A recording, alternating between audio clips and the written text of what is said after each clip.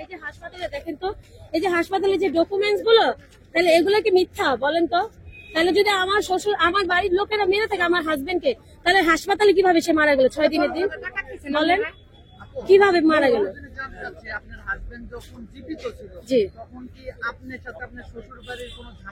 না না, কোনো ঝামেলা ছিল না। আমার কাছে ভিডিও ফুটেজ আছে। এখন যখন সরকার থেকে অনুদানের কথা বললো, হাজবেন্ড মারা গেছে জুনের 26 তারিখ, মানে জুলাই 26 তারিখ, শ্বশুর মামলা করছে আগস্টের 20 তারিখ। তাহলে ওনারা যখন ঘোষণা দিচ্ছে ডক্টর ইউনূস স্যার যে প্রত্যেকটা শহীদ পরিবারকে ঢাকা কি টাকা দেওয়া হবে, অনুদান দেওয়া হবে, তখনই আমার শ্বশুর এসে আমার নামে মামলা করছে। কেন? আমি কি আপনাদের কোনো ক্ষতি করছি বলেন তো? আমাকে জিজ্ঞেস করার দরকার নেই আপনাদের। আপনারা আপনাদের মতো থাকেন, আমি আমাকে আমার মতো বাঁচতে দেন। আমি অনেক থার্ড ইয়ার একজন স্টুডেন্ট, আমি পরীক্ষা দিতে পারি না। পরীক্ষা পড়ালেখা সব বন্ধ হয়ে গেছে। স্বামী তো মারা গেছে, ওনারা এখান থেকে অত্যাচার, না বাবার বাড়ি না শ্বশুর বাড়ি না কোথায় যা ঠাই পাচ্ছে। তাহলে আমার অবস্থানটা কোথায় যে দাঁড়াবে? আচ্ছা তাহলে প্রমাণ করতে বলে, একাধিক বিয়ের প্রমাণপত্র লিগের আমার কাবিন নামা অন্যান্য ওনারা জাস্টিফাই করতে বলে। আমি তো বলতেছি না যে আমার একাধিক বিয়ে, ওনাদের প্রমাণ করে দেখাতে বলে, কাবিন নামা আনতে বলে, সবকিছু এ টু জেড নিয়ে আসতে বলে। আমি একটা মিনিট আপনাদের দেখাই, ভিডিও ফুটেজ দেখাই, শ্বশুরের সাথে ভিডিও ফুটেজটা দেখাই, না হলে তো বিশ্বাস করবেন। এই যে দেখেন আমার হাজবেন্ড সহ শ্বশুর বাড়িতে খাবার খাচ্ছে। এই যে আমি মোবাইলে লাইটটা বাড়িয়ে দিই। হ্যাঁ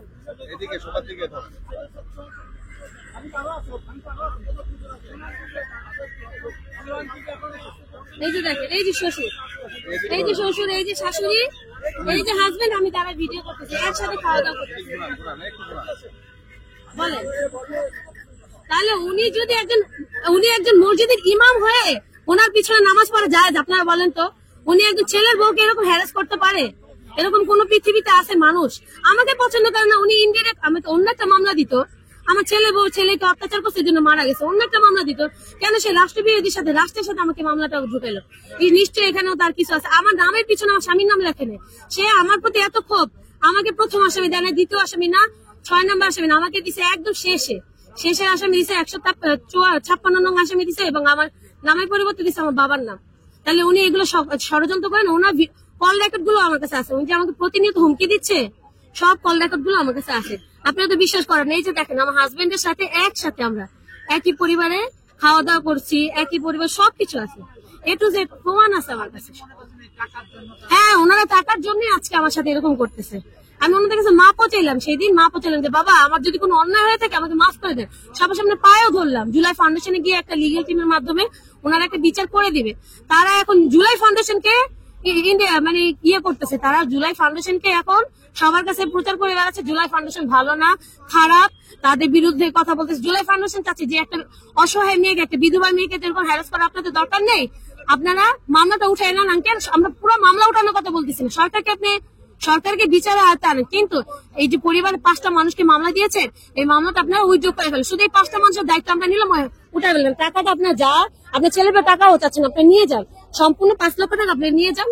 তারপর মামলাটা মেয়েটাকে এখান থেকে উদ্ধার করেন। ওর স্বামী মারা গেছে, এটা একটু বোঝা উচিত। আপনি তো একজন মসজিদের ইমাম, তাহলে আপনি কি ওই কাজটা করেন? সে ওখানে বক্তব্য দিয়ে এসে যে হ্যাঁ আমি করবো, কিছুক্ষণ পর সে ঘুরে গেছে। এখন সে মামলায় উঠাবে না, আমার শেষ পর্যন্ত দেখে সারবে। তার বাড়ি হচ্ছে গোপালগঞ্জ, তার আমার বাড়ি হচ্ছে ঢাকা যাত্রাবাড়ি। আজকে দেখেন, আজকে যে শহীদ পরিবারের জন্য বক্তব্য জি না না, উনি শহীদ হয়েছিল, উনিও ছাত্র ছিল। আমিও একজন স্টুডেন্ট, উনি স্টুডেন্ট। আমি অনার্স 3rd ইয়ারে, উনি হলো আরবি লাইনে ছিল হুজুর। তো আজকে হ্যাঁ পারিবারিক তো না না, দেখেন আজকে যে শহীদদের বিচারটা হলো হত্যার, একটা মিনিট বলি, উনি একবারও কিন্তু উঠে দাঁড়ান। ওনার যদি বাবা হিসাবে তার ভক্তের দাম চাইতো, তার সন্তানের রক্তের বিনিময়ে, যাদের সবাই প্রত্যেকটা শহীদ কিন্তু কান্না করছে, তার বাবা মা, বউ, স্ত্রী, সবাই মায়েরা, উনি তো একবারও বক্তব্য দেয়নি। আপনারা প্রত্যেকটা মিডিয়া দেখেন তো বক্তব্য দিচ্ছেন।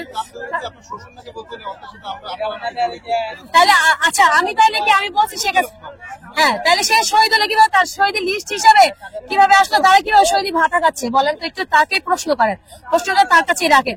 আজকে যে মিডিয়া হলো, মিডিয়া যে উনি একবারও একটা বক্তব্য দিল না, তাহলে তার সন্তানের প্রতি কি দরদ? শেখ হাসিনা নামে একটা কথাও সে বলতে চান। তাহলে হ্যাঁ অবশ্যই তার পরিবার সম্পূর্ণ আওয়ামী লীগ। আপনার গোপালগঞ্জের ঠিকানা নিয়ে দেখেন, সম্পূর্ণ সবাই আওয়ামী লীগ করে। এখন তার সন্তান এই জুলাই আন্দোলনে মারা গিয়েছে, এখন শহীদ হিসেবে লিস্ট হয়ে গেছে, আয়ত্ত আসছে, এখন সেইটাকে কি করতেছে, মানে কি আয়ত্ত করে সে এখন শহীদের বাবা হিসেবে ঘুরে পাকাচ্ছে। কিন্তু শেখ হাসিনা নামে একটাও বিচার চাচ্ছে না, ওনাকে কোনো খারাপ ইঙ্গিত করে কোনো কথাই বলতেছে না, মানে তার গায়ে লাগতেছে। জি, সবাই আওয়ামী লীগ। জি জি জি, আমি একসাথেই ছিলাম।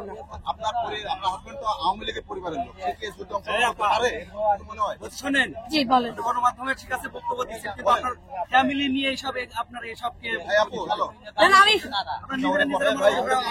না, এটা তো ফ্যামিলির সাথে মামলা দেয়নি ভাই। এগুলো আপনার তার নামে অভিযোগ, এটা কি আওয়ামী লীগ কে? জি, আপনার শ্বশুরের নামে আওয়ামী লীগ, কিন্তু এসব ভিডিও দিলে আপনার কি হবে? আমি কি বলছি আপনাকে বলেন। কথা হচ্ছে যে আপনি কার নাম অভিযোগটা কার নামে দিচ্ছে? অভিযোগ দিচ্ছে শ্বশুর বাড়ির নামে। শ্বশুর বাড়ির নামে? শ্বশুরের নামে আপনার আমার স্বামী হত্যা বিচার আমরা চাইবো না? আপনি সামনে তো আপনার শ্বশুরের নামে দিলে করবেন, তাহলে এটা তো আপনার খারাপ। ও, শ্বশুর আমাকে মামলা দিতে পারে, আমি তার ওয়াইফ হয়ে। দাঁড়াইছেন কেন? জি, তাহলে এখানে দাঁড়াইছেন কেন? আপনি উল্টাপাল্টা কথা বলতেছেন কেন? আপনি বুঝছেন? আমি বলছি যেটা যে আপনার শ্বশুররা আওয়ামী লীগ পরিবারে হ্যাঁ।